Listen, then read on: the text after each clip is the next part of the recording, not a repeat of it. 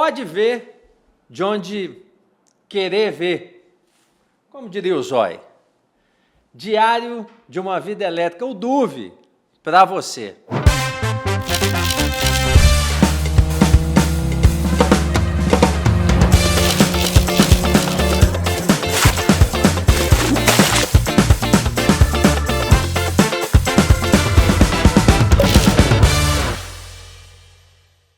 E eu tenho hoje a satisfação de ter aqui, nos estúdios da Fontana Filmes, em Campinas, onde a gente grava o DUV, um amigo mesmo, que vocês devem estar falando, pô, toda vez ele leva um cara, uma outra pessoa, uma mulher e fala que é amigo, amiga. Não, mas esse é de longa data, esse eu aprendi muito com ele. E mais que isso, ele é uma referência no nosso setor de geração distribuída, solar, fotovoltaico, porque ele foi o cara que assinou a primeira GD no Brasil. Muitos já sabem de quem que eu estou falando. Eu estou aqui com meu amigo Gustavo Buiatti. Gustavo, satisfação ter você aqui. Ô Guilherme, satisfação toda minha, né? Igual você falou, a amizade aí que a gente veio construindo ao longo do tempo. E a gente, desde o ano passado, vinha falando disso no final do ano. Por motivos de força maior, eu não consegui vir e acho que agora eu venho aqui numa condição bastante boa, bastante feliz aí com o momento e de poder estar aqui compartilhando um pouco de história com vocês de novo. É um prazer imenso. De uma vida elétrica, né? De uma vida elétrica. Que vida elétrica, não né? Eletrizante. É isso. É isso. E Gustavo, para o pessoal que está nos assistindo, aliás, você que está nos assistindo, começou a assistir, o pessoal sempre me cobra isso. E para não esquecer, gente, siga aí o nosso canal, siga o DUV, o Diário de uma Vida Elétrica, no YouTube, nas outras redes que a gente tem, Instagram, LinkedIn. Sempre um convidado com muito conteúdo, como o Gustavo, que está aqui hoje, mas outros tantos e outras tantas que já passaram por aqui, com histórias do nosso setor elétrico. A gente está com mais de 30 podcasts aí para vocês. É gratuito, mas essa força da inscrição no nosso canal sempre é importante. Gustavo, a gente vai caminhar um pouco nesse papo. A gente teve a oportunidade de relembrar algumas histórias ali há pouco, né? Mas eu quero vir na base, né? O Gustavo é mineiro de Uberlândia, é isso? Mineiro de Uberlândia, e o meu sotaque nunca deixou eu negar isso. Não deixa, né? Mas nós temos uma outra coincidência comum, e a gente está nesse sorriso todo. Opa, não é à toa, não é né? à toa. A gente sempre fala disso. A gente pode falar até menos de energia, mas desse tema a gente sempre fala, porque eu sou da capital do litoral de Minas, né? Você é da capital do Triângulo Mineiro. Minas Gerais tem essas características, né? Perfeito. Várias capitais, e o pessoal às vezes não entende, fala assim, pô, mas você é mineiro e é flamenguista, né?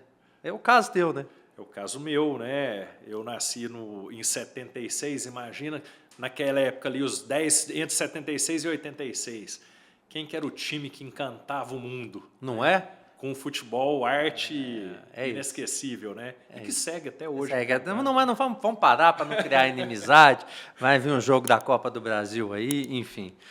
Mas então está explicada essa nossa outra boa coincidência. Mas, falando de coincidências, a gente está aqui hoje no setor elétrico. O Gustavo é engenheiro eletricista pela Universidade Federal de Uberlândia, é isso? Isso. Né? Eu sou lá de Uberlândia, nascido, criado, e acabou que eu me graduei em engenharia elétrica pela Universidade Federal de Uberlândia. Né? Entrei em 96, saí em 2002, com ênfase em eletrotécnica, né? Naquela época ainda tinha isso, ênfase em eletrônica ou em eletrotécnica. Hoje eu acho que é muito mais, tem automação, controle e tal. E por que o Gustavo foi fazer engenharia elétrica? O que te levou? Por que teu olho brilhou? Falou, vou fazer esse negócio aqui. Cara, Guilherme, eu venho de uma família bastante simples. Meus pais não tiveram estudo, né? Até meu pai sempre conta essa história, que ele veio embora da roça com 13 anos, foi a primeira vez que ele foi para a cidade e tudo. E eu tenho 2 irmãos mais velhos do que eu, né? O meu pai tinha uma farmácia, o meu irmão mais velho fez engenharia química, não sei se foi por conta da farmácia a parte química, Né? E eu tenho uma ligação muito forte com ele é 9 anos mais velho do que eu, e ele acabou sendo meu espelho. Então, poxa, se ele é meu espelho, eu vou fazer engenharia. Agora, qual? Né? Lá atrás, nos primórdios, eu gostava de colocar fio em tomada, estourar fio, tentar desmontar as coisas. Mas eu gostava muito no colegial da disciplina de física, né? Onde a gente falava das cargas elétricas e tudo mais. Eu tinha uma certa facilidade e acho que isso aí me motivou, né? E eu gostava muito de ver essas coisas, essas torres de transmissão, essas usinas hidrelétricas. Uberlândia aquela região ali é um pulmão hídrico, né? Que tem no país. Eu acho que isso aí tudo me motivou a ir para te arrastando. me arrastando para lá. Agora eu fiquei curioso, né? Um foi engenheiro químico, você é engenheiro eletricista, e o do meio? O do meio virou médico. Ele cuida de todo mundo. Escapou. Escapou. Tá certo. E aí, Gustavo, eu sei um pouco da história, né? Que te trouxe, inclusive, até aqui, o que a gente vai falar um pouco mais à frente. Você acaba o curso e você vai para fora do Brasil estudar, continuar estudando sobre a engenharia elétrica, não é isso? Você foi para a Itália. Conta um pouco para a gente como é que foi esse PhD. Né? Você foi fazer um PhD, não foi isso? PhD, exato. Essa passagem ela é bastante interessante, porque no ano 2000 teve uma greve. Você deve lembrar disso. As greves demoravam 3 meses, 4 meses para se resolver. Quando iniciou a greve, eu já sabia que o semestre ele ia estar perdido, né? Aí eu pedi um dinheiro emprestado para meu pai, falei, pai, me empresta o dinheiro, eu te prometo que eu vou te pagar, né? Pagou? E paguei, lógico, tem que pagar. Tá certo, não? E aí eu peguei um avião e fui ficar 2 meses na Itália fazendo um curso de língua, e de lá eu fui para Londres e fiquei 4 meses lá trabalhando como garçom e fazendo um curso de língua também. Quando eu voltei... Falava inglês na época, não? Falava, já tinha feito o curso CCA, que era 13 semestres, né? Mas é aquela história, você só aprende mesmo a hora que você vai falar no local. Ajuda pra caramba, mas... Te salva, mas não fala. Salva, mas exato. E aí essa fluidez você acaba adquirindo lá. E aí eu me recordo que eu falei pro meu pai, eu falei assim, ô pai, eu tô bem feliz aqui, viu? Acho que eu não vou voltar, não. E ele pegou e falou assim, se você não voltar, eu vou ir te buscar. Eu falei, ixi, então, deixa não deu eu voltar. certo. No que eu voltei para o Brasil, eu coloquei na minha cabeça que eu tinha que formar rápido e tinha que tentar voltar, né? Só que nesse meio tempo eu acabei até casando e acabei me tornando pai também em 2002. Hoje, eu e a Natália, nós somos casados há 23 anos. Desde então, a minha filha Gabriela tem 22, eu tenho mais outras 2 filhas, a Ana Laura e a Helena, que foram surgindo ao longo do caminho. E aí eu sei que eu coloquei na cabeça, eu quero voltar para a Europa. Virou uma meta, né? E eu pensei, qual vai ser a forma mais fácil de poder voltar? Aí eu peguei e falei assim, talvez numa pós-graduação. E aquilo ali virou minha, aspas, obsessão, virou minha meta. Então, eu voltei em 2001, formei em setembro de 2002, aí me submeti para o curso. Eu já tinha pensado assim, pelo menos mais 2 anos eu vou ter que fazer o mestrado. Aí eu submeti para poder uma vaga de mestrado na própria Universidade Federal, fui aprovado, falei, opa, mais 2 anos então eu vou conseguir ir. E um dia eu fui na embaixada italiana, isso devia ser novembro. Os teus 2 sobrenomes são italianos? São italianos, nós somos italianos dos 2 lados. Né? E inclusive depois de morar na Itália, e hoje eu tenho que é Gustavo Malagoli Buiatti. Malagoli vem ali da Emília-Romanha, né, no centro ali, região de Bolonha. Sim, sim. E o Buiatti vem do Friuli, que inclusive é de uma cidade que se chama Buia. Então, quem é de Buia é Buiatti, né? Sim. E sim, então por isso tinha essa paixão com a Itália, era uma coisa familiar, né, e tudo mais. E aí eu sei que eu fui na embaixada, tô lá esperando e eu vi um cartaz falando de uma vaga para um doutorado. E aí me chamou a atenção que falava que não precisava de ter um mestrado, precisava de ter uma graduação de 5 anos. Eu falei, opa, isso aqui me parece muito atrativo, mas pensei, um programa para a América Latina inteira, acho meio difícil isso aqui dar certo. Né? Mas vou submeter. Submeti, quando foi em dezembro, eles me chamam e falam assim, você foi aceito. E nessas alturas, a minha filha mais velha, ela estava com 6 meses. Nossa, mãe. E eu não sabia quanto que valia a bolsa para uma família. Eu sabia que eu iria, que eu queria ir. E eu acabei indo para a Itália em janeiro de 2003. E iniciei um doutorado num assunto muito interessante, que foi a questão dos semicondutores. Uhum. Uma célula fotovoltaica é uma junção PN, né? E ali a gente foi trabalhar a modelagem dos diodos de potência, né? Que é uma junção P e N. É a diferença. Mas, enfim, foi maravilhoso como experiência. E ali eu descobri de verdade o que era o mundo da pesquisa. Foi lá fora. Foi lá fora. É bastante interessante. Isso é uma coisa que eu tentei fazer muito aqui no Brasil, nas empresas pelas quais eu passei. Basicamente foi na Alsol, mas com 2 grupos em momentos distintos, né? Até que se somaram todos grandes no Brasil, um de telecom, que é a Algar, outro de energia, que é a Energisa, da gente trazer essa visão de que, olha, o cara que ele faz um mestrado, um doutorado, ele não é dedicado somente para a academia. Né? E eu aprendi isso lá, porque quem financiava a minha pesquisa lá era uma empresa grande do Vale do Silício, dos semicondutores, né? Que é o International Rectifier. Então, quem é engenheiro eletricista sempre entendeu, o diodo ele liga ou desliga.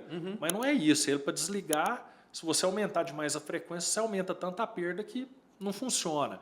Então, você modelava isso matematicamente antes de você ir para a bancada. Então, o que o fabricante fazia? Ele dava esse modelinho para o usuário simular e se aproximar o máximo possível da realidade. Isso era muito interessante. Você vê que você, de fato, usar a prática, né, e o experimento, né? Aí está o nome, né? O experimento para validar os processos, né? E pensa, Guilherme, no tempo que você economizava e no recurso, porque você montar uma placa, colocar em bancada e etc., você demora semanas. E aí, de repente, porque você calculou algum componente mal, queimou a placa. Você vai ter que refazer tudo de novo, reinvestir. E na simulação computacional, e eu sempre fui apaixonado nesse assunto, você consegue prever, de certa forma, fidedigna. Né? E falar assim, opa, isso aqui agora eu posso ir para a bancada. Então foi um trabalho maravilhoso e aí foi bem bacana. E aí foram quantos anos de Itália? Foi de 2003 até 2006, né? Bom, um tempo razoável, né? Um tempo bom. 3 anos e meio. 3 anos na universidade, no Politécnico de Torino, e depois 6 meses no International Rectifier. Então eu terminei e eles me contrataram, né? Tá, e aí você fica mais um período lá, né? Você fica mais uns anos de Europa, não é isso? Fico.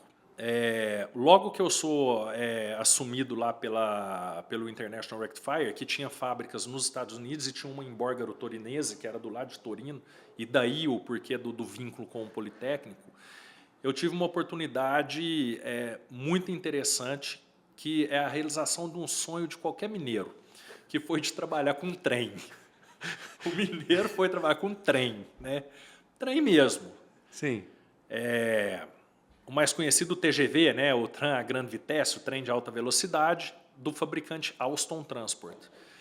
Surgiu um projeto europeu, envolvia 5 universidades, Oviedo, na Espanha, Coimbra, Portugal, Bolonha, na Itália, e Gdansk, Polônia. E era um projeto de manutenção preditiva de trens. Então, você pegava o trem e você tinha... Devia ser uma confusão louca, né? Porque pega o trem e tal, coisa, pra gente que é mineiro, você fica olhando, perguntando qual, né? Qual dos trens? Por exemplo, o trem que eu mexia era um elemento que se chama capacitor. Já a turma lá de Bolonha trabalhava com outro trem, que era o motor, mas sempre com barras. tinha um trem que alguém estava trabalhando, né? Exato. E foi uma experiência muito bacana, porque ali foi o meu primeiro contato com um veículo elétrico. Mas aí não mais na Itália, certo? Aí eu fui para a França. Tá. E aí a gente também, de novo, tem um tema do trem e a gente mata a pau nos franceses, que eles vão querer falar que faz um queijo melhor que o nosso. Exatamente. Não é verdade. Aí não tinha discussão, né? Acabou. Às vezes a gente calava e falava, pô, deixa o cara falar. Ele acha, né? Uma história de queijo francês. Ele nunca foi na canastra, né? Não. Vida que segue, vai. Vida que segue. Mas foi bacana, porque aí foi uma experiência que, veja bem, você tinha feito um doutorado em semicondutores. E, de repente, aparece, porque foi considerado um pós-doc também, pelo envolvimento das universidades, para trabalhar com um elemento, na eletrônica de potência a gente tem um elemento ativo, que são as chaves semicondutores, e os elementos passivos, indutor, capacitor. Eu falei, poxa, isso aqui vai me complementar enquanto profissional, né? E foi bem legal, cara. A gente tinha um problema de explosões de capacitores de filme. A gente é Alstom, né? Então estou me colocando como se eu estivesse lá à época. Claro. Isso acontecia em Roterdã e às vezes você tinha o teto do metrô ali, do VLT, e com a explosão desse elemento chegava a ter até vítimas fatais. É isso. Então a gente desenvolveu um método não invasivo, a gente utilizou tudo que já existia dentro, porque você pegar um drive de tração e querer modificar ele é uma loucura. Então a gente pegava e falava assim, o que tem lá de medição? Né? Que é outro tema que eu sou apaixonado, medições de grandezas elétricas, tensão, corrente, e a gente tinha que prever alguma coisa. O capacitor, se ele começa a aumentar a resistência séria e diminuir a capacitância, ele indica que ele vai falhar. E a gente colocou isso rodando no TGV, foi um trabalho que me encheu de orgulho à época, né? E eu tive 2 anos muito bons lá. Você trouxe um dado que eu não sabia, foi na conversa agora, que eu achei interessante. Eu imagino que esse, então, inclusive, é um dos vários projetos de pesquisa que você conseguiu... como é que chama? Tem um termo correto disso daí? Que é validar, né? Não é validar, é exatamente isso. A validação experimental. Não, ok, mas eu estou dizendo o seguinte, né? Quando você é dono de uma ideia, qualquer que seja científica, né? Ou seja, você tinha desenvolvido, acho que você desenvolveu... Patentear? Patentear, rapaz, Patentear, a idade está chegando, É. na hora que some as palavras. É isso mesmo, patente. Você desenvolveu patentes, não foi isso? Desenvolvi na sequência da Alstom Transport, nesse programa foi depois. da Alstom, né? A gente fez bastante publicações, muitas publicações do I3E, né, que é o órgão máximo aí, internacional da engenharia elétrica, vamos falar dessa forma, né? Então, em revistas bastante reconhecidas. Então, mas o que você falou foi interessante. Veja, por isso que eu pensei que você estava falando do validar, porque, de novo, assim como no doutorado, a gente desenhou qual que era a solução, simulou tudo, e depois nós falamos, agora nós vamos para o test bench, né? Vamos colocar isso lá, que era o test bench do TGV, validou com medições experimentais reais e depois colocamos para rodar no TGV de verdade, né? E aí tem uma nuance. Quando você publica, você não pode patentear mais, porque essa informação ela já ficou pública. Né? E aí depois da Alstom Transport, você pode ter me perguntado, tipo assim, o que aconteceu? Né? Existia até uma oportunidade, aqui em São Paulo tem a fábrica da Alstom na Lapa, em Sesto Milanese, tinha uma outra, o pessoal até queria me expatriar, só que naquele momento eu me sentia tão bem na França que eu não queria voltar. E surgiu uma vaga para poder liderar um grupo de pesquisa de eletrônica de potência aplicada a sistemas fotovoltaicos na Mitsubishi Electric. Isso em? Rennes. Não, mas em que data? Isso em 2008. Então, nós estamos falando de 2008, que você vai viver ou começar a validar sistemas fotovoltaicos, é isso? Aí eu entro, né? Vamos fazer o recapitular. Na Itália, o elemento físico em si, que era a mesma base do fotovoltaico. Depois, na Alstom Transport, a eletrônica de potência para valer mesmo, mobilidade elétrica. E quando você pega um sistema fotovoltaico, o que você tem? Semicondutor mais eletrônica de potência. Então, era o conhecimento do semicondutor do doutorado com o conhecimento dos conversores eletrônicos de potência, que quando você pega um veículo elétrico é extremamente complexo. O fotovoltaico ele fica muito simples perto dele. Né? E aí eu vou para a Mitsubishi Electric, que aí sim uma empresa que a patente é o que mais vale, né, para desenvolver sistemas na França, fotovoltaicos. 2008, ainda na França. Né? Era uma situação bem interessante, Guilherme. Existe esse laboratório até hoje, ele se chama MRC, Mitsubishi Electric Research Center Europe. E quem que a gente atendia? A gente atendia a própria Mitsubishi. Então, a Mitsubishi em Yamagasaki tem o Advanced Technology Center, né, perto de Osaka, e ali eles fazem demandas para a gente. Né, olha, a gente está precisando de resolver esse problema, esse, e a gente vira um suporte desse pessoal. Né? Um dos projetos que eu apaixonei, que foi o primeiro, na eletrônica de potência, um inversor fotovoltaico, em muitos casos você primeiro tem que elevar a tensão e depois você faz a inversão. Quem eleva essa tensão, tradicionalmente, é um conversor que se chama boost, que ela é composto de chaves ativas, uma bobina pesada, né, de cobre, núcleo magnético e capacitores. Então, o primeiro trabalho lá, nós fizemos o primeiro elevador de tensão para sistema fotovoltaico sem utilizar bobina. Ele era mais leve e mais barato. Ele era 100% feito com capacitores.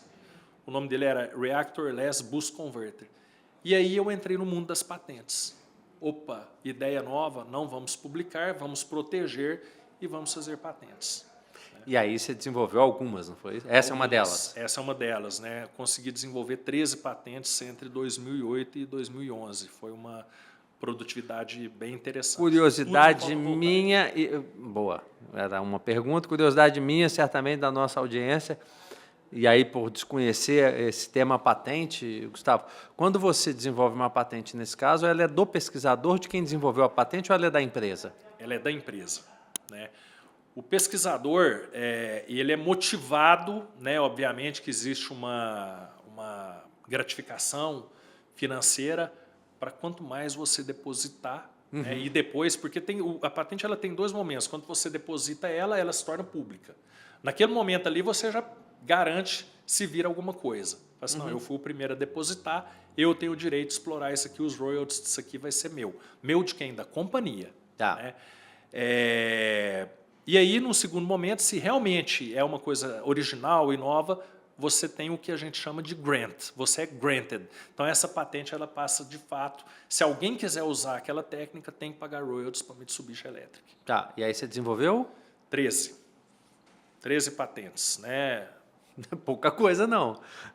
Foi uma produção alta, 2008, 2009, 2010, 2011, em 4 anos, né? Foi uma produção E isso no fotovoltaico? Isso para o Tudo fotovoltaico, tudo para fotovoltaico. Então, o conversor boost, ele era para isso, né? Tipo assim, olha, eu vou aplicar no fotovoltaico, mais leve, mais barato, mais eficiente, porque era muito interessante. No mundo do fotovoltaico do inversor, você para subir 0,5% de eficiência, sair de 97 para 97,5%, e hoje já chegam em 98,5%, 99,5% padrão, né, você gastava muito budget para poder, era muito investimento para você poder se diferenciar no mercado.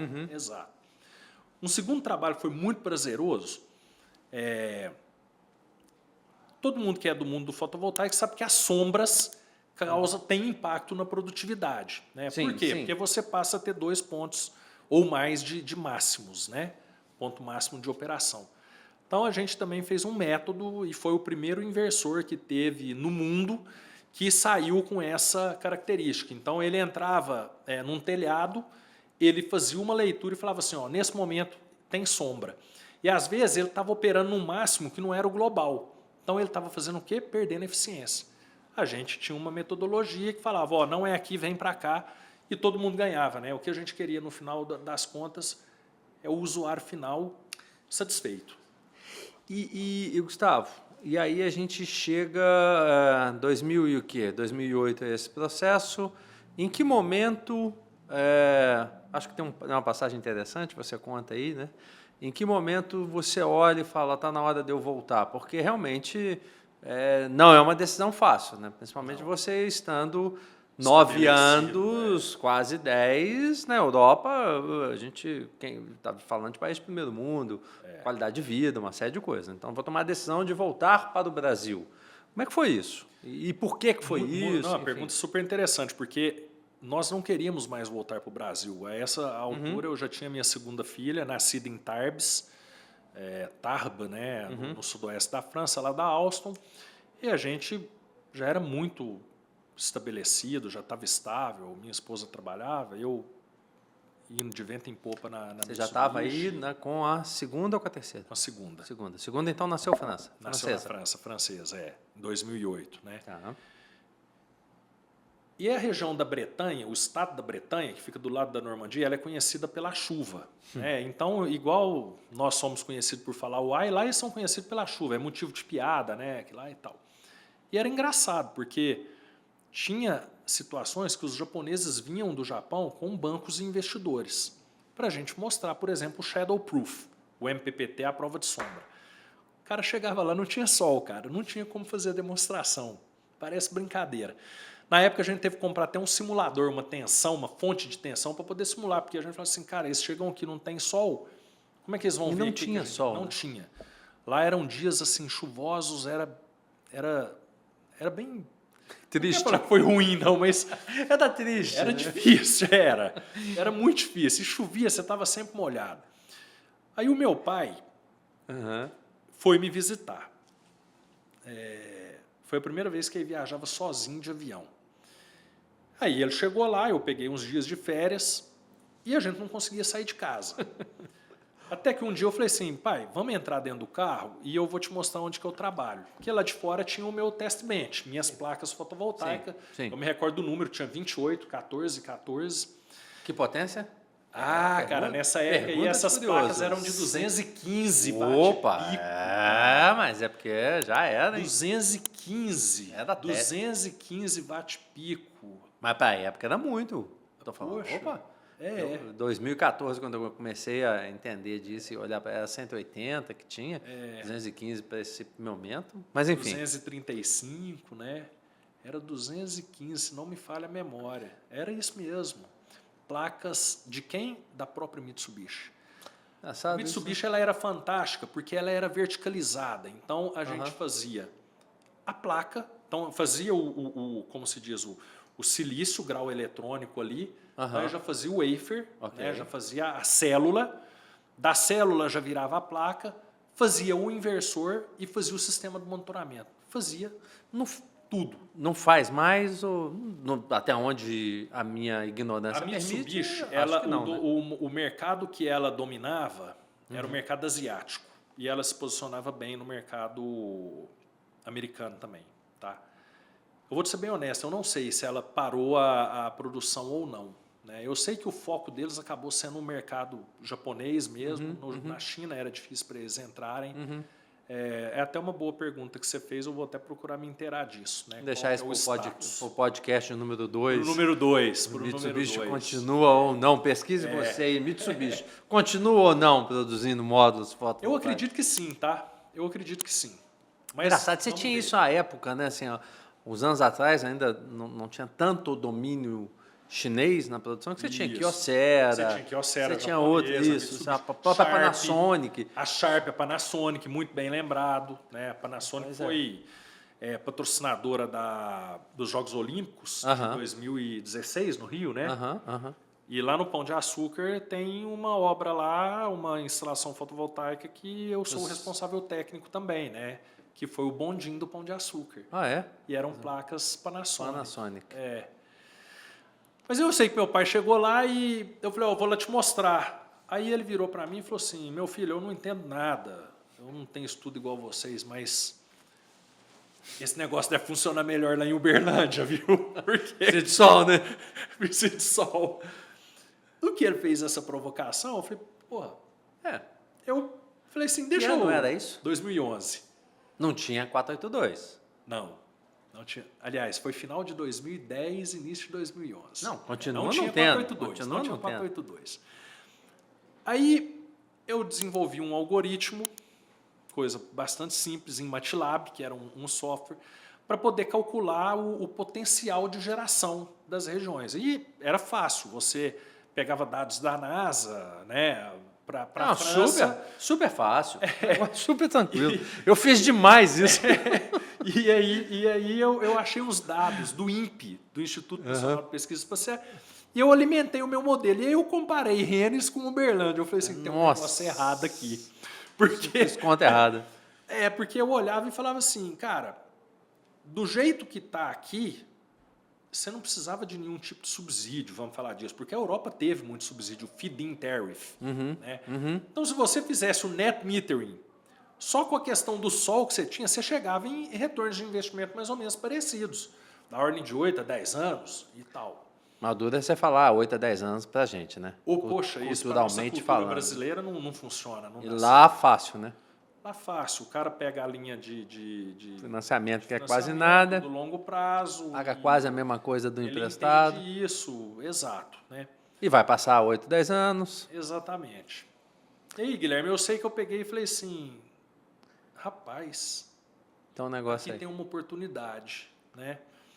E aí, a ideia foi, olha, montar uma empresa de Aham. fotovoltaico e Aham. ajudar a criar o mercado. Esse era... Não existia. Cara, existia algumas poucas empresas que faziam sistemas isolados, Tá. porque já existiu luz para todos nessa época, né? Aham. Só que a proposta era grid connected, era conectada à rede. E não tinha alguns poucos laboratórios, a UFS, Aham. lá do Ricardo Ritter, já Isso, tinha, isso. inclusive, recentemente, ele tem sistema fotovoltaico lá, mais de 25 anos gerando. Aqui na USP, o Roberto Ziles tinha também e tal. Mas, comercialmente falando, estava começando a falar, eu lembro que tinha o estádio de Pituaçu, Uhum. Quioceira, que estava ligado, acho que no Mercado Livre e tal. Não existia net metering ou feed-in. Já tinha Tauá? Essa semana teve aqui Tauá. o Tinha. Paulo Vitor Soares, que hoje está na Elum, que é francês até. E a gente estava falando disso, né? O Ike, Eu acho fui que... em Tauá. Eu cheguei no Brasil em maio de 2011 Aham, e em junho teve um evento, ou julho, aham. no Ceará, que chamava Ceará. All About Energy. E aí teve uma visita para Tauá. Eu fui lá também. 1 mega naquela Um época, mega. devia ser uma coisa... Cara, 1 mega, você olhava e falava assim... Eu falei isso muito na minha última experiência profissional na Alsol, que eu me orgulhava muito, porque quando eu fui em Tauá, e lá era interessante que eles fizeram a sala de controle, Aham. eles fizeram um elevado, então você enxergava a planta inteira de cima. Eles fizeram isso, obviamente, que foi pensado já. Porque quando você subia e olhava aqueles quase 2 hectares... É, porque a potência de módulo era menor, então você Exatamente, ocupava mais área. ocupava, né, os inversores da Engetean, os módulos da Quioceira. Quando você olhava aquilo ali, e eu tenho essas fotos até hoje, eu me lembro que eu fiz uma publicação em 2023 no LinkedIn, né, magrinho, cabelo parecendo do Casagrande, tudo grande, né, com o coisa pendurada aqui, e o crachá. Então você olhava 1 mega, cara, 1 mega era surreal, era, putz, cara, 1 mega, né? E aí isso foi me dando mais gás ainda. Falei assim, opa, né, e tudo. Aí eu já sabia que existia, eu descobri que existia um grupo já que já vinha fazendo trocas, já tinha tido audiência pública, que é o processo para uma regulamentação. E aí eu me recordo que... porque como é que você empreende sem dinheiro? Né? Como é que você empreende sem dinheiro? Eu não tinha capital. Sim. Eu abri uma MEI, essa MEI...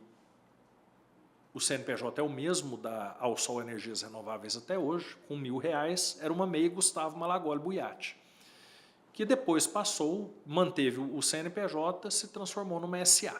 Né? Então, o CNPJ da Alsol era uma MEI que o Gustavo abriu, é isso? Se você pegar o CNPJ da Alsol Energias Renováveis, que hoje tem um capital social que quem tiver a curiosidade vai olhar... É público, né? É público. Que é próximo de 1 bi. Bi. Nasceu... 1 mil. Ele 1 milão. Eu acho que é uns 800 e alguma coisa, 900, né? Milhões. E nasceu com 1.000. Nasceu com 1.000. Ó, gente, aí, ó. Nasceu com 1.000. Tem possibilidades, né? É uma história bacana. Não, claro que É uma sim. história bacana. Sim. E aí, cara, como é que você empreende sem grana? Primeira coisa, você tinha que achar um maluco que gostasse da ideia. E esse maluco virou meu amigo pessoal, eu não o conhecia, é o Gilberto Moura, lá de Uberlândia, dono da PGM Sistemas. Um amigo em comum tinha escutado ele falar de que viu o painel solar na Alemanha e falou assim, tem um cara aqui que chama Gustavo e tal, eu vou te colocar em contato com ele. E eu lembro que a primeira vez que eu fui lá, eu falei assim, eu tenho um sistema para te vender. Na hora que eu expliquei tudo para ele, ele olhou para mim e pegou e falou assim, você não sabe de nada disso aqui. Aí eu peguei e falei, não, porque a placa ficou orientada para o norte. Ele falou assim, se você entendesse desse negócio, você ia fazer igual um limpador de para-brisa. Ele, na simplicidade dele, falando. Que aí, de manhã, ele fica para o lado direito, para o leste, e depois ele vai para o oeste. Eu falei assim... Tá com a ideia do tracker. Caramba, o Gilberto, ele não é um empreendedor de sucesso, não é à toa. Ele faz esses softwares financeiros, tipo SAP, né? E ele atuou num nicho de micro e pequenas empresas. E aí, cara, ele falou isso para mim, eu falei assim, isso existe, só que não se aplica em cima de um prédio. Eu sei que eu saí de lá, eu falei assim, foi catastrófico. Né? Por quê? Eu tinha que vender para ele, e aí era o seguinte, o fornecedor, eu tinha que chegar para o fornecedor e falar, olha, eu vou te pagar com 60 dias. E eu falava para o Gilberto, você tem que me pagar em 30. Né? E tinha pouquíssimos fornecedores no Brasil. Imagina. Nessa época faço questão de citar o nome, meu amigo Baladi, né, que hoje é da Delta, a Delta comprou a Eutec. A Eutec fazia sistemas de telecomunicações. Então, eram módulos da Sun-Earth de 235 watt-pico e inversores da Eutec. E aí ele me ligou no dia seguinte, o Gilberto falou, deu tudo ruim. Ele falou assim, cara, gostei do projeto, nós vamos fechar. Eu falei, caramba, era 6,58 kW. Tauá era 1000. 6,58. Falei, caraca, cara, são 28 placas. Fiquei maluco, né? 28 de 35. Aí eu falei, Gilberto, o que você acha da gente pegar e trazer a universidade junto, fazer um projeto de pesquisa? Tô dentro. Tudo ele topava. Ele é um cara fora de série. Só que aí chegou a hora de conectar. Aí na hora de conectar, eu falei, vou lá na CEMIG. Cheguei lá na CEMIG, os caras falaram, não, você não pode fazer isso. Você não pode fazer isso. Eu falei, não, é em caráter experimental, tal. Quando eles falaram não, eu fui na ANEEL. Fiz um ofício, mandei para a ANEEL. Eu falei, ANEEL, isso aqui vai gerar uma experiência, né, para a própria distribuidora, isso vai gerar conhecimento, porque vai ter uma tese, uma dissertação de mestrado. E a ANEEL pegou e deu de acordo, pegou e falou, não, a gente concorda com o que você está falando, a distribuidora pode sim, tal. Nessa altura do campeonato, saiu a publicação da 482. Quando saiu a publicação da 482, a gente já tinha os módulos no telhado. 17 de abril de 2012. Isso aí. Quando publicou, os módulos já estavam no telhado. Uhum. E aí o pessoal da CEMIG, né, existiu uma equipe muito competente ali, tem meu amigo também, o Márcio Eli, né, engenheiro de... Putz, é um cara que eu admiro pra caramba. A gente fez muita coisa junto, como ideias, né? E aí falou assim, tá bom, então a CEMIG vai entender. Só para você ter uma ideia, não existia medidor eletrônico, não. Aí eles arrancavam a catraca do eletromecânico e ele girava para trás. Porque era um protótipo. Ou seja, o analógico girava para trás porque era o jeito Exato. de fazer a conta certa, de fazer a compensação. Exato. Aí ele entrou em operação em outubro. E com isso ele se tornou o primeiro registro de 482. Existia um outro registro? Existia, Pituaçu.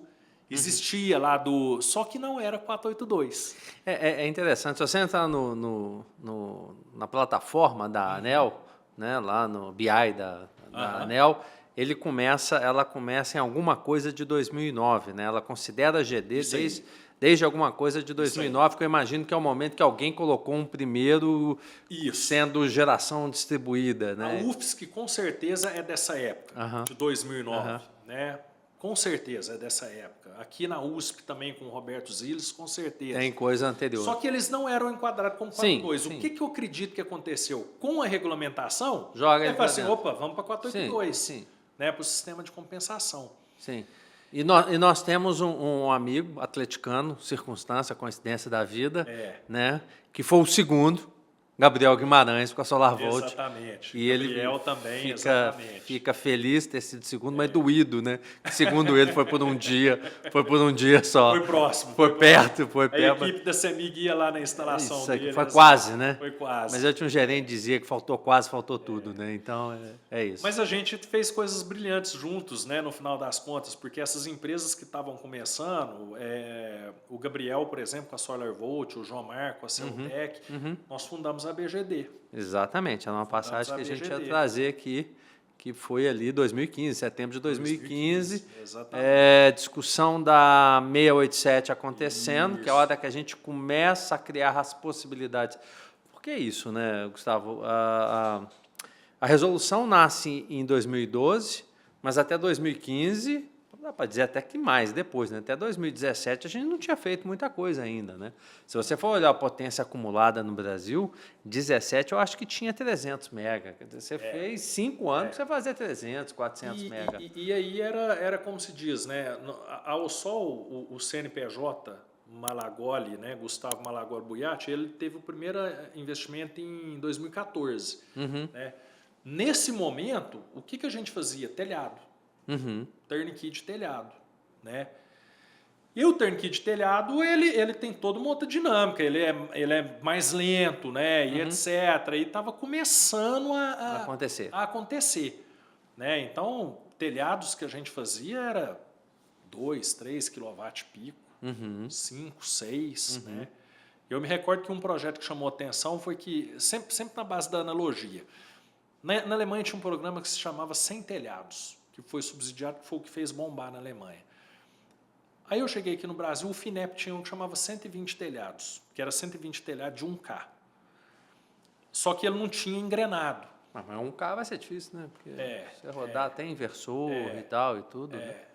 Aí o que eu fiz? Eu criei os 50 telhados, sem qualquer tipo de subsídio. A marca 50 telhados Uberlândia. E eu peguei e falei assim, se a gente chegar e conseguir colocar... Eu falei errado, tá? Na Alemanha era 1.000 telhados, não era 100, era 1.000 telhados. Tá. Na época era 120. O que eu pensei? Eu falei assim, se eu conseguir colocar 50 telhados em Uberlândia e depois ir para 20 cidades, mais 19 cidades, a gente chega no 1.000. E aí criou uma marca que se chamava 50 Telhados. Essa marca depois eu até cedi ela para o Instituto Ideal. Do meu amigo Passos. Mauro, cara espetacular também. O primeiro selo solar foi a gente que teve também lá em Uberlândia. A PGM, você vê que virou uma história só. Uberlândia durante muito tempo, não sei como é que está agora, mas durante muito tempo Uberlândia era a cidade com maior potência de hoje, fotovoltaica. Ela figura entre as 10 e a única não capital. Sim. Eu faço questão de ficar olhando sempre, eu olho, né? Sim. Acaba que é uma coisa que a gente fica orgulhoso aí, porque se tornou referência mesmo. Sim, claro. Tem muita história tua nisso daí, óbvio. E aí, cara, esses 50 telhados, ele virou uma fonte de... Quando a gente ia falar com os empresários em Uberlândia, a gente falava assim, olha aqui, ó, cara, já entrou fulano, ciclano e tal. E aí a galera foi pegando aquilo ali e tal, e foi o que serviu de base para o business case para receber um investimento, né? Que aí em 2014 passa a se chamar Ao Sol. Então, como Ao Sol nasce em 2014. Como marca Ao Sol 2014, CNPJ 2011. E aí você tem uma trajetória, claro, de construção, mas tem um momento que tem uma outra transição, que é quando o Grupo Energisa vem e passa a ser sócio, não sei qual é o termo correto, não conheço de fato a história, passa a ser sócio com você na Ao Sol, é isso? Perfeito. Aí, em 2019, o Grupo Energisa entra, essa informação é pública, ela tem na internet, né, e passa a ter o controle da companhia. Não? E aí a gente fica, então, como 3 sócios. Né? Energisa como controladora, né, a Algar como minoritária e o Gustavo também como minoritário com uma participação pequena ali. E quanto tinha de potência nesse momento? Cara, esse momento foi muito interessante. Porque foi 19, né? 19 a gente estava na discussão 2019, mas nessas alturas a gente tinha começado a fazer um monte de planta de 5 mega. Só que a gente fazia, tipo assim, não era planta própria, era alguém... Era muito interessante a dinâmica, porque você tinha que conseguir o parecer de acesso. Sim. Aí depois você tinha que conseguir quem que ia ser o tomador da energia, quem que iria alugar os ativos, e depois o investidor. Era muita ginástica que você tinha que fazer. Porque hoje, se a gente olhar para o mercado hoje, você tem continua tendo esses personagens ou esses atores, mas cada um com o seu negócio, né? Ou seja, na época não, a gente tinha que fazer quase tudo, ou vocês tinham que ter quase tudo. Exato. Cara, nessa época, Guilherme, eu me lembro que tinha Capim Branco 1, que já estava executada, que tinha 5 mega. Tinha Capim Branco 1, tinha algumas plantas de 1 mega. Se não me falha a memória, eu não quero falar bobagem, mas talvez a potência acumulada era 15 mega. Mas que 15 mega para a época é diferente, né? Era muita coisa. Eu me lembro de Ao Sol já era referência, né? Era muita coisa. E nessa época nós tínhamos feito um projeto que me enchia de orgulho, que era o telhado da ANEEL. A usina que existe na ANEEL foi a Ao Sol, e eu sou o responsável técnico dela também. Sim. Interessante isso, né? Interessante, cara, Quase. Outro projeto, agora me lembrei por que era 15 também, porque nós ganhamos uma licitação na época da Caixa Econômica Federal. Eram não sei quantos mega espalhados, era uma quantidade grande. Uma quantidade de agência, eu lembro disso. Dava umas 150 agências, era muita coisa, muita coisa. A gente vai ficando velho, vai esquecendo os números, né? E hoje, indo um pouquinho, né, adiantando um pouco a nossa conversa, mas continuando nesse tema ao sol e hoje reenergiza, né, porque aí depois muda, né, deixa de ser ao sol, passa a ser reenergiza, né, numa mudança de marca, né? Isso. E, se eu não estou enganado, hoje são mais de 400 megas, né? Isso. A Alsol passa a fazer parte ali de um hall de soluções do Grupo Energisa, né? Empresa espetacular, diga-se de passagem, que eu tenho maior apreço, a capacidade de enxergar, de empacotar e fazer um one-stop shop, né? Criam essa marca Reenergiza, uma marca que ganha visibilidade, fica bastante forte, embora o CNPJ tenha se mantido o mesmo nome. E sim, recentemente atingiu aí o marco de 400 megapico. É potência, hein? Imagina... Em GD, né? Porque não estamos falando de GD. Aí passa um filme na cabeça, porque você volta lá em 2011, e aí você lembra de 1 mega de Tauá. Os 2 hectares que você vê, imagina que aquilo ali toma uma proporção 400 vezes maior, só que espalhado por todo o Brasil. E mais, né, Gustavo? Acho que lembra da conta que fez para descobrir que a insolação em Uberlândia era muito boa. É isso, né? O diário de uma vida elétrica. O diário de uma vida elétrica. Está contando aqui tudo isso. Continuando nessa ideia, né, nessa conversa nossa, mas entrando um pouco de um tema que aí o pesquisador não morre, né? Ele fica esperando ver em que oportunidade ele entra de novo com outras ideias. Me lembro que num dos eventos, dos tantos fóruns GDs que a gente teve junto, né, a gente conviveu junto em períodos de ABGD, né, você ali, eu também, a gente falava de forma institucional também. Quando eu falei no início dessa abertura nossa, né, o quanto que eu tive a oportunidade de conversar e aprender contigo de visões, eu acho que vai para cá, eu acho que tem uma tendência aqui, isso é bobagem, enfim, das muitas coisas que o mercado tanto discute e discutia à época, mas eu me lembro também que uma das primeiras vezes que eu comecei a ouvir alguém falar de armazenamento foi você, né? O Marcelo Rodrigues esteve aqui uns 2 episódios atrás, e eu deixei gravado, então já que está gravado, não adianta eu dizer que a ideia é minha, a ideia foi sua, mas eu ouvi numa fala tua, se eu não estou enganado, no Fórum GD, que aconteceu em Palmas, que você disse o seguinte, olha, o armazenamento vai ser para o setor elétrico. Perfeito. O que foi o smartphone para as telecomunicações. Perfeito. Aquilo ali me impactou de uma tal forma, porque, tudo bem, não tem nem tanto tempo, eu acho que isso foi 22, nós estamos em 24, tem 2 anos, mas 2 anos na tecnologia ela é muita coisa, né? Ela é muito rápida, né?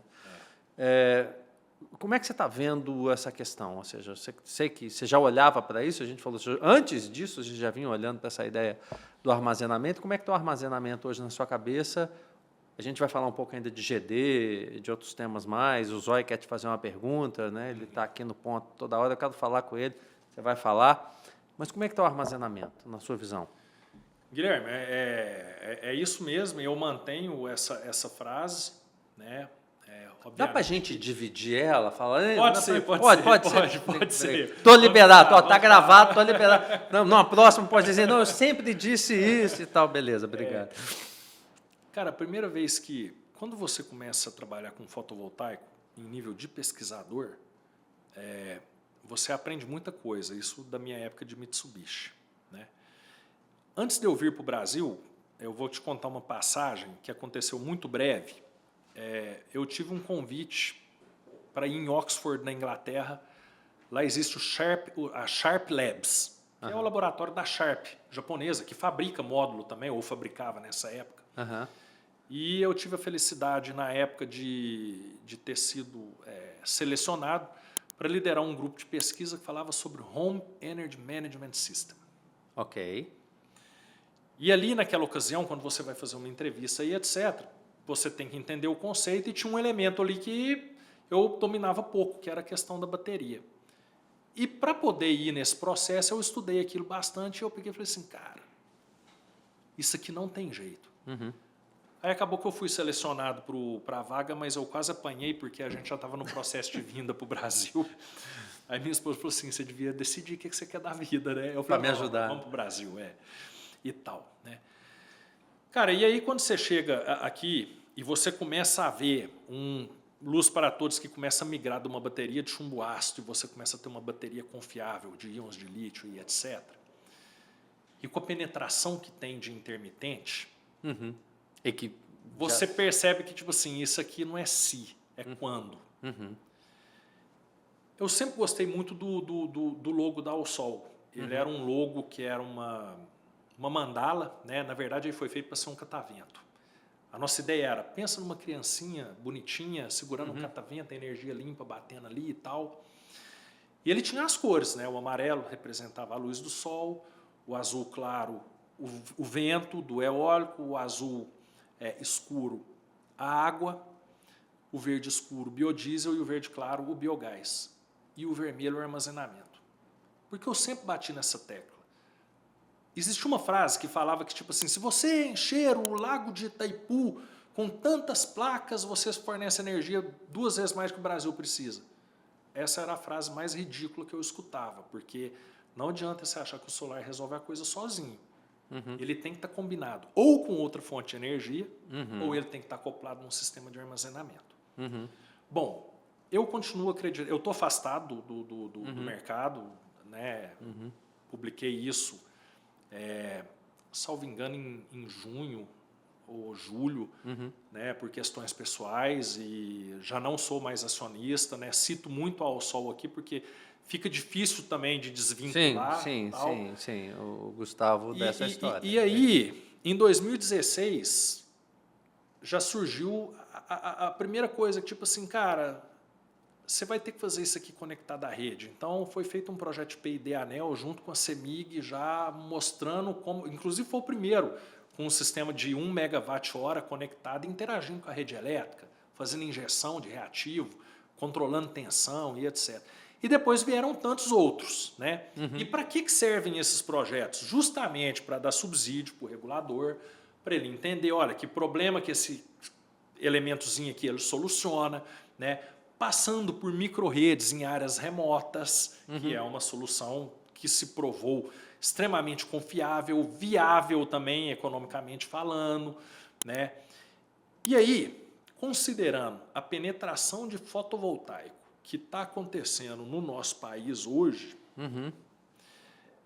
bateria, seja em geração distribuída, seja em centralizada, e a eólica também. E a eólica também, que são fontes complementares legais, mas que tem um momento que você não consegue não tem ninguém, ela. né? E não tem ninguém, né? Então, ou você deixa ela e perde aquela energia, ou você começa a trabalhar com bateria, seja em grande porte quanto em pequeno porte. Então, mais do que nunca, eu acredito, embora eu não esteja no mercado, eu sou um estudioso, eu fico estudando, fico lendo, e eu estou convencido que, mais do que nunca, está chegando a hora desse elemento da bateria, ele virar deixar de ser ele não é nem coadjuvante, ele é figurante, sabe aquele cara que fica ali, aparece batendo papo assim na gravação? Agora ele está crescendo, ele vai virar o coadjuvante, porque o sistema elétrico vai precisar desse elemento muito em breve. Ainda nesse tema, ainda que eu vou chamar um amigo para te fazer uma pergunta, que ele está louco ali, mas quando você fala da bateria, eu escuto muito, por exemplo, até o próprio pessoal da PCH, né, a Alessandra sempre traz esse tema, e eu tenho visto agora, acho que a Bragel também falou disso, a Bragel mesmo, da possibilidade das reversíveis, né, das hídricas reversíveis. Perfeito. Funciona também? É mais um, né? Eu acho que é o que a gente está falando. Eu sou super suspeito para falar de reversível, porque eu adoro o tema, adoro o tema. Eu tenho até um protótipo em um sítio meu que eu estou brincando lá, como se diz, né? Como se diz, você está parado sem fazer nada, a cabeça tem que continuar trabalhando, né? É aquela história, tipo assim, cara, o reversível hoje talvez ele não se paga, né? Mas existe um conceito que se chama LDS, Long Duration Energy Storage System, e que Pumped Hydro, água bombeada, é um desses sistemas, né? Então, o que eu acredito? Eu acredito que vai ser sempre complementar. Então, você pode falar assim, e esse sistema reversível, lembra que eu te falei da corzinha, o azul, claro, não é a água, né? O azul escuro, desculpa. Isso. Ele é água. É uma forma de estocar energia e utilizar em momentos. Isso existe desde sempre. Na minha época de França, eu me recordo disso na Suíça. A França, energia nuclear de madrugada, você mandar essa energia para algum lugar. A Suíça comprava, bombeava e depois fazia descer, né? Isso para quando você quiser fazer, tipo assim, eu quero ter vários dias de autonomia, né? Coisas desse tipo, né? Então, eu acredito que vai se complementando. Mas, para o momento imediato, e que eu acredito que... E diversificado, e democrático, diversificado, né? Essa coisa de exatamente. você poder usar, Exatamente. assim como a solar quase no Brasil a gente consegue usar praticamente em todo lugar, a bateria tem isso. Não é todo lugar que você vai conseguir fazer uma usina reversível. Exatamente. Pronto, você matou a charada, porque saiu um trabalho Não, excelente. eu perguntei para falar mesmo, para me valorizar, porque teve uma hora que eu tenho que aparecer nesse negócio. Cara, tem um trabalho excelente, recém-publicado, da State Grid com a Timos e o pessoal do GESEL, sobre usina reversível. É um trabalho de 488 páginas. Vou ler. Fantástico, fantástico. Vou ler. Que mostra que não é em todo lugar que dá viabilidade, que talvez precisa de mais um tempo.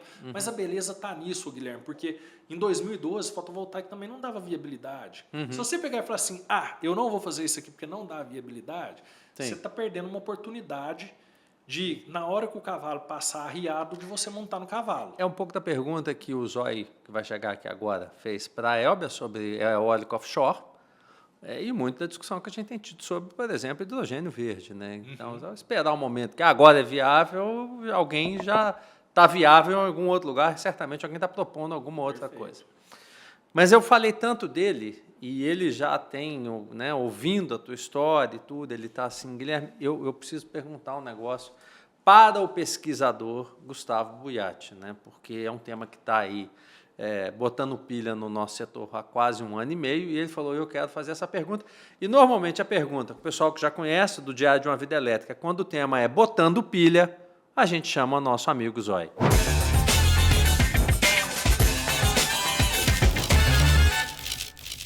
Você queria não, né? Você quer perguntar para o pesquisador. Agora é o pesquisador, porque como a gente passou por ABGD, por Alsol, por Reenergiza, viveu a GD, vive a GD, e a gente sabe que essa discussão está acontecendo, né? As associações têm discutido ela, os movimentos têm discutido ela, né? A Absolar, a BGD, o Movimento Solar Livre, o próprio INEL, enfim, né? E aí do outro lado você tem a BRAD e outras associações também, a própria ANEL, enfim, tem uma discussão acontecendo que ele queria trazer para você o seguinte, Gustavo, fluxo reverso, que é o ponto, né? Reversão de fluxo, fluxo reverso, tudo. Existe? Tem? Esse problema é real? Pergunta do Zói. Vou responder de forma bem objetiva, Zói. Existe, é real. Chega um momento que ele acontece. Né? Por quê? Primeiro eu vou pesquisador. dizer... para o pesquisador, né? O que acontece? Eu vou até dar um exemplo, que é público também, que se vocês quiserem procurar na internet, é uma apresentação de 2018, que eu fiz na ANEL, quando a ANEL estava discutindo tarifa binômia. Tá. Né? E aí a discussão era, como que vai separar o fio, né, e tudo mais. E que aí, a gente tinha um projeto, eu morava nesse condomínio. Eu até cheguei a comprar a casa porque eu apaixonei tanto pelo projeto que eu queria morar lá. Foi um projeto utilizando recursos do Programa de Eficiência Energética. Era um condomínio de 101 casas, de casas gêmeas, né? E que aí, com o recurso lá do PE, viabilizou a instalação de 35 casas. Então, a gente tinha acesso ao monitoramento do que estava acontecendo com essa energia. Durante o dia, quando todo mundo estava trabalhando, né, o que essa energia acontecia?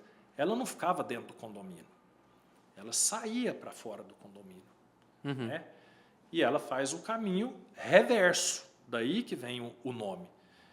E o sistema de distribuição brasileiro, ele não foi preparado para ser bidirecional, ele é unidirecional, em termos de proteção, de uma série de coisas. E naquela época, a nossa proposta era a seguinte, do lado desse condomínio, existe um call center com uma área de telhado gigantesca, que se você pegasse os módulos e colocassem eles todos lá em cima, ali já tinha uma demanda contratada, né? E ali você poderia pegar e falar assim, olha, eu gero isso aqui, coloco aqui, ó, a demanda já está, mas tudo que tiver de crédito aqui vai poder compensar nas casas. Tinha uma série de vantagens, né, Guilherme? Porque você ia gerar mais energia e você ia ter 100% de simultaneidade. Era uma forma de, inclusive, mitigar o fluxo reverso. Agora, com a quantidade de instalação que tem, sobretudo nos circuitos de baixa tensão, e a gente sabe que o residencial é o grande responsável pela maior fatia do que tem de microgeração no país, esse fluxo reverso ele acontece sim. E para, como se diz, dar um fato final para todo mundo entender isso, não é à toa que países europeus como a Alemanha, em um determinado momento, lembra da Alemanha, dos 1000 telhados que eu falei, e que foi líder por tanto tempo, passou a colocar sistemas de armazenamento de baterias, olha aqui a gente voltando no assunto, né, em circuitos de baixa tensão, justamente para absorver parte desse fluxo reverso. Inclusive, um adendo aí, né, que você está dizendo, ano passado, 2023, parece que já algo em torno de 73% dos sistemas fotovoltaicos que foram novos, que foram instalados na Alemanha, já foram com bateria, certamente já porque o problema já existe. Agora, ainda a pergunta dele, eu estou aqui só traduzindo o que ele pergunta, né, Zóia? Não dava para mitigar isso não, Gustavo, não dava, porque o problema bate lá no ONS, no Operador Nacional do Sistema, que não consegue ver, né, ele não consegue ver a microgeração, essa energia que está sendo gerada. Tem solução para isso? Ou seja, como é que a gente começa a resolver isso? A GD hoje está com quase 34, na verdade a GD está com 34 gigas, a Solar, que é a preponderante, chegando aos 34, 33 alguma coisa, a gente tem GD em outras fontes também, mas a preponderância é Solar, 90 e tantos %. Como é que daria para ter mitigado isso? Como é que mitiga isso para o futuro? Que soluções que a gente pode ter, você que é estudioso da área? O que dá para sugerir? Cara, eu acho que uma coisa que urge, né, que precisa ser feito, existe uma parte do texto da 14300 que fala da questão de serviços ancilares, né, que os sistemas de micro e mini geração eles podem prestar esse tipo de serviço, né. Eu acho que precisa agora, de certa forma, criar uma motivação para quem já tem o sistema ancilar, que já pode ser bastante útil isso, de eventualmente até retirar ou minimizar a geração que está tendo num determinado momento, que está tendo algum efeito negativo sobre a rede. Então, tipo assim, é uma forma de você poder fazer isso. O outro é a questão do próprio armazenamento. Olha, o armazenamento está muito claro que ele é necessário em alguns pontos, né? Eu gosto muito de uma analogia, que o sistema elétrico ele vai acabar virando um Uber, entre aspas, em um determinado momento. Onde você pensa que quem é dono do ativo fotovoltaico, ele é o dono do carro. Ele é o motorista. Né? E quem que é o passageiro? O passageiro vai ser quem está operando a rede elétrica. E a plataforma Uber pode ser quem está vendo de cima, por exemplo, a ONS. Né? E aí, o passageiro, num determinado momento, ele pode levantar a mão e dar o grito. Falar assim, olha, eu preciso, nesse momento aqui, que pare essa geração ou diminui. Né? Sim, isso. Eu faria a comparação dizendo, o Uber X, o mais simplório é aquilo. Você simplesmente desliga ele, um inversor pequeno, né, alguma coisa desse tipo. Ah, não, eu não quero perder toda a geração, eu diminuo a geração. Ah, esse é um que já permite ser, é um Uber, sei lá, um táxi promo, que permite você mexer ali na potência. E por último, você tem o Uber Black, que é aquele que você consegue fazer controle de reativos. Esse te ajuda a fazer aumentar, baixar a tensão e etc. Eu acho que existem formas e formas. Ah, isso é simples, comunicar com tudo isso, os protocolos. Não é simples, não estou dizendo que é simples. Mas talvez sejam os caminhos, né? Um de menos CAPEX intensivo, outro mais intensivo em CAPEX. O que é fato é que, assim como você deu o exemplo que na Alemanha eles já exigem isso, mais e mais a gente vai precisar desses elementos que sejam interagindo com a rede. Não adianta não ter um olhar técnico. Você tem que ter um olhar técnico do que isso está causando na rede elétrica, quais são os efeitos negativos, os drawbacks que isso tem. Não adianta tapar os olhos para isso. E eu acho que a gente já está chegando numa posição bastante crítica. Crítica no sentido seguinte, em 2012, o real por watt-pico custava R$12. Tá. Hoje a gente fala em quanto num telhado? Por watt, 2 e alguma coisa. 2,50, Olha isso, Guilherme, nós estamos falando já em instalado. 12 anos. Em 12 anos. 2,70. O sistema de bateria, ele vem caindo o preço mais rápido que o fotovoltaico. Pesquisa da Greener, inclusive, bem feita pelo Márcio Takato. Muito competente, né? O Márcio, um time isso. fantástico.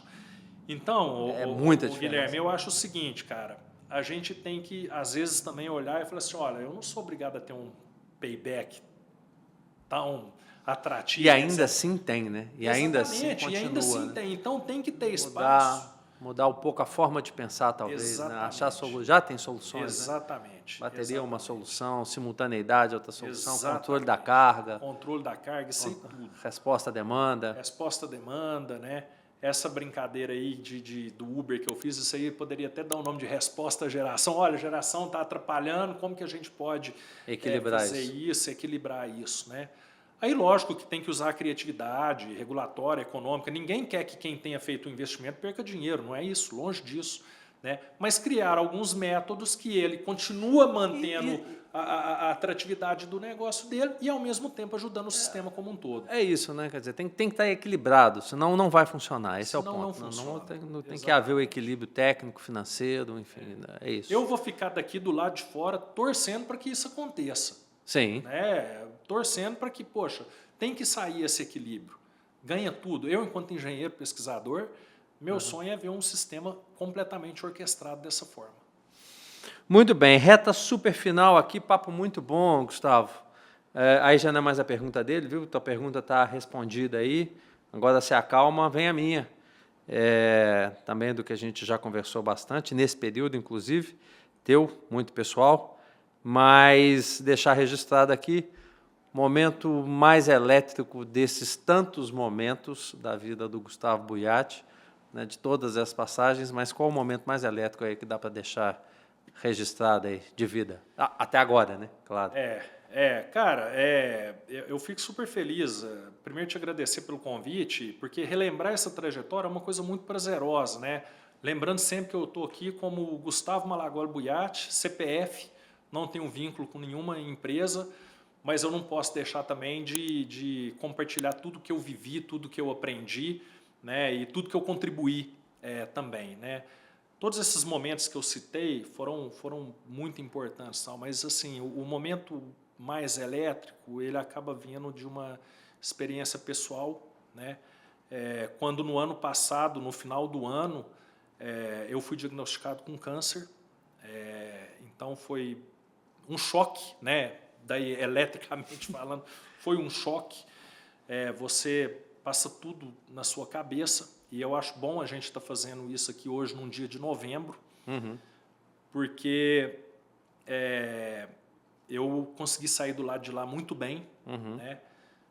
Ou desse lado de cá, né? Ou do lado de cá, exato, porque consegui diagnosticar a tempo, né? Consegui agir a tempo. A medicina está muito evoluída e, graças a Deus, hoje eu posso dizer que eu estou 100% aqui. Foi um dos motivos pelo qual eu me afastei do trabalho, né, realmente. Não estou trabalhando nesse momento, a não ser as pesquisas na hora vaga por conta própria. E a usina reversa lá. E a usina reversível, exato. Mas, assim, foi um momento muito difícil. Hoje a gente fala com leveza, mas foi muito, muito complexo para mim, para minha família, para mim enquanto pessoa. Até falar disso abertamente, as pessoas ficam, tipo assim, existe muito mito em torno disso, né? E eu gostaria de deixar uma mensagem final aqui, né, para todo mundo que está nos assistindo, que está nos ouvindo. Né? Eu tenho 48 anos, fui diagnosticado com 47 anos.